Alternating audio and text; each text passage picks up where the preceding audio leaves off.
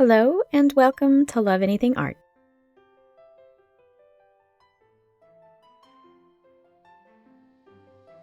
I'll begin by having several balls of clay. I want a pink, a light gray, and a dark gray. And then 2 shades of this blue-green. 1 light, 1 dark, and then a nice bright pink color. And then I'm going to do a single pink by itself. I'll just start with 1 stack. Begin by flattening each of the pieces.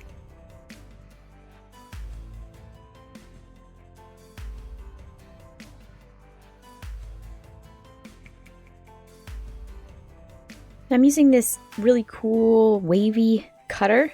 I don't know if it'll make a difference when putting everything together, but I thought I would experiment. You'll just want to chop each of the sections up.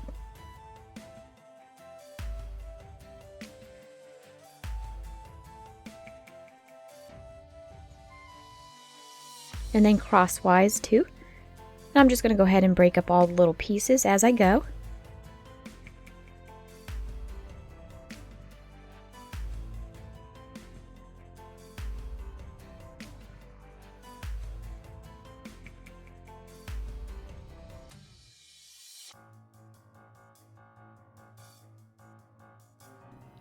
Now that I have each of my sections all chopped up,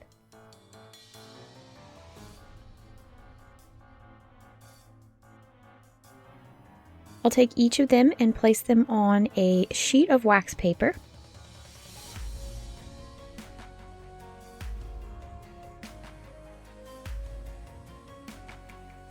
With each of the stacks, I'll just mix it really well so that there's not a clump of one color in one spot.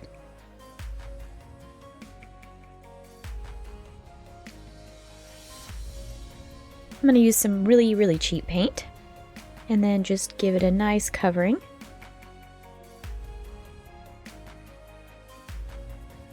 Use whatever tool you have to mix it up. Just make sure you coat all of the pieces pretty well.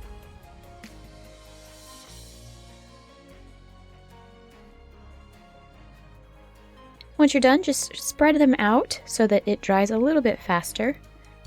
And then continue with all of your other stacks.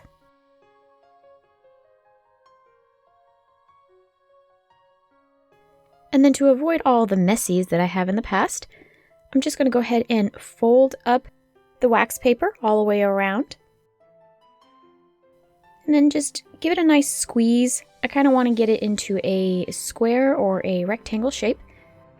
I'm doing this video today for Beebeecraft. Beebeecraft is an online supplies store, and they do have a YouTube program for small YouTubers. All you need is 100 subscribers, and then just go to their website and apply. Once approved, you'll pick out $40 worth of merchandise, and then they will send you that stuff for free. All you have to do in return is make 3 videos. 1, an unboxing, and then 2 and 3, you'll make a video for them using the products that they have provided you. If you are interested in that, I will leave links in the description box below. No messy hands. I'll just open it up.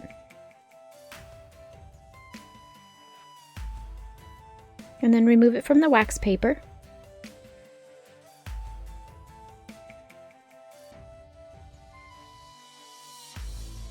And it's pretty much dry. Get a little bit of black paint on my fingers, but that's okay. It's actually not very bad. After I've done each of the sections, I'm going to put it in the freezer so that it can firm up a little bit. And then I'll start slicing off sections. Let's see what they look like inside at this point. Very nice. I love gray and pink together.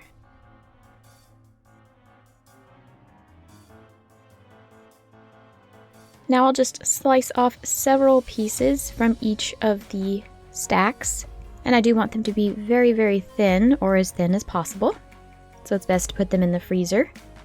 And this is just a piece of scrap clay. You can use whatever color you want. You'll just want to take a section and start to roll it out. This will be covered by our pretty clay, so it doesn't really matter what color or mucky muck mess it is. And then just begin slicing off sections. And then with each of those, just roll them into balls.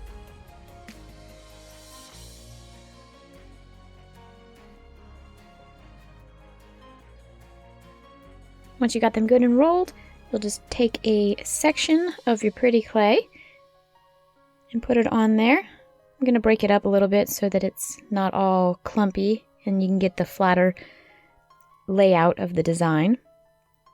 I'll put one on one side and one on the other. And of course, the more clay you add to it, the thicker the bead will be. And then you'll just want to give it a nice gentle roll between your fingers after you've got all the pieces stuck together. And I'll just show you one more.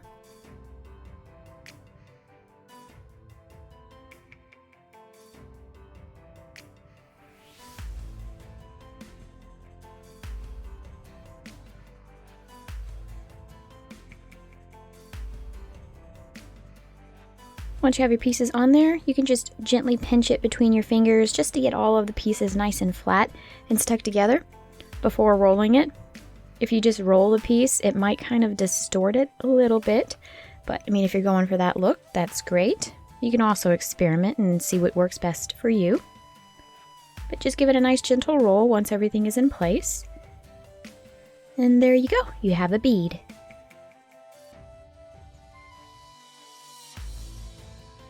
Now that I've done all my beads, this did take a little bit, but that's okay. I listened to my podcast while I was making these. And I'm going to put them on a scrap piece of paper and put them in my freezer for a few minutes just to firm them up a little bit.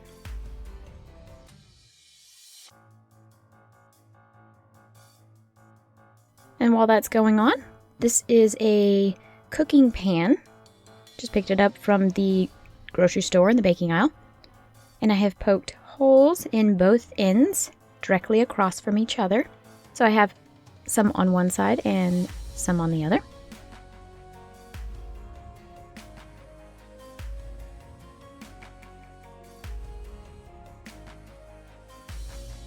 And these are some old wire hangers.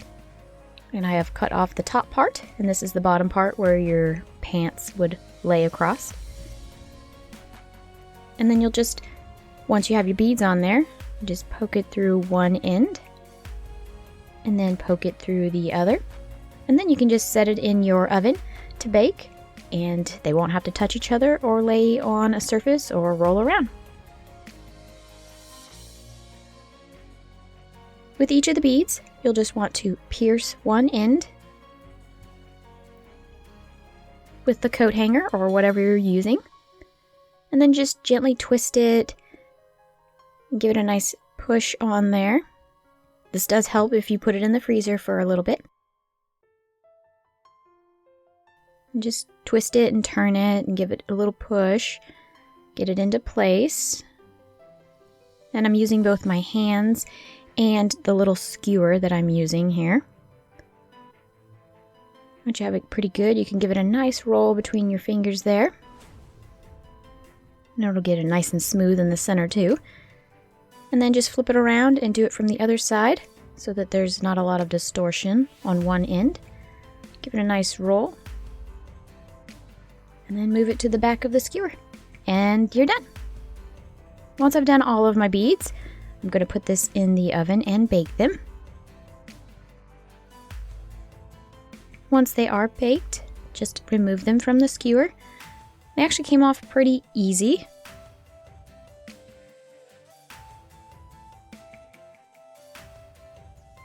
And this is one of the products I got from Beebeecraft. I also used it in the previous video.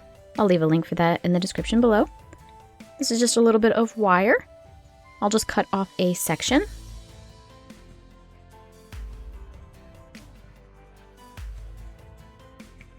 And these are my crimp beads. I'll just pick out 2 of the smallest sizes.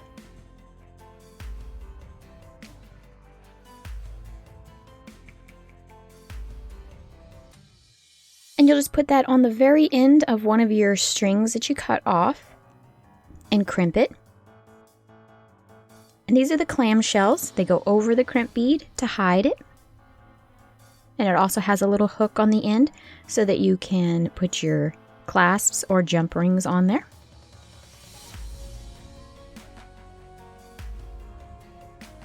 You'll just put the clam shell over the crimp bead. And this part is the most difficult of it all, especially with my shaky hands. I'm sure you'll have a better time with it than I do. And you just put it on there. Make sure you've got your crimp bead covered, and then just give it a nice little pinch. And push it all into place there. And I'll do that with both of my pieces of string. And then you can string your beads however you want. I'm making 2 strands, one of just the pink and black,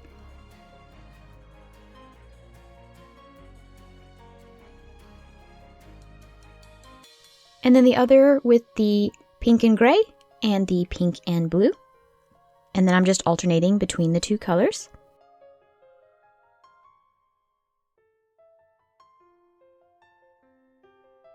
These are my 2 strands with my clamshell beads on the one end of both of them. Now with each of these, you'll just take your crimp bead and put it over there. And you want to get it pretty close to the base or end of your beads.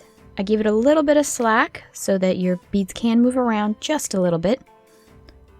But I'll hold it with 1 pair of pliers, and then with another pair, I'll just give it a nice crimp.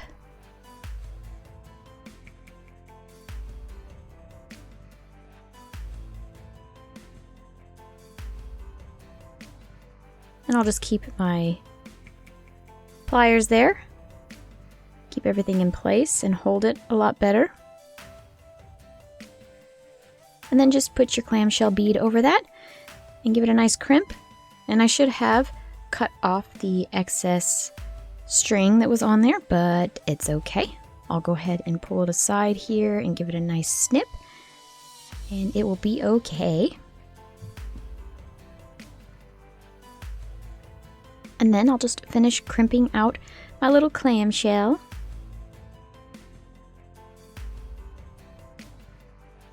And I'll repeat with the other strand of beads.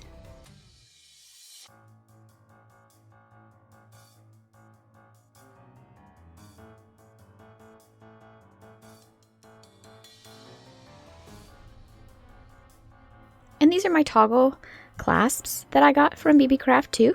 I got a nice wide variety of shapes. This one's really cute. It's a little butterfly. Some of them are a little plain, but depending on the piece, you may not want to have a nice extravagant clasp. You might want to have something a little simple, so it's nice to have a big variety. I really liked this leaf, so I'm going to use that with my piece.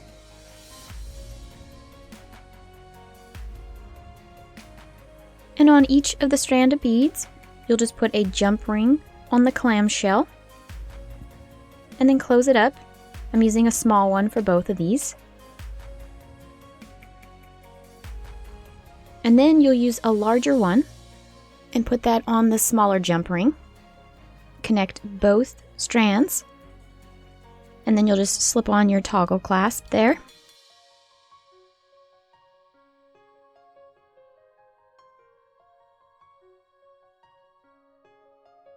And then for the other end, you'll do the same thing.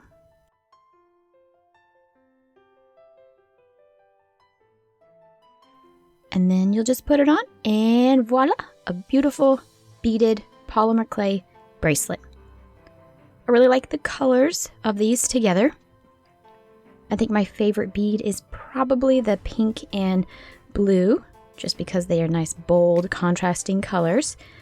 But I'm a big fan of pink, and of course pink and gray. I really like the way it came out, and I will be posting this in my Etsy shop. Thank you so much for watching. Bye!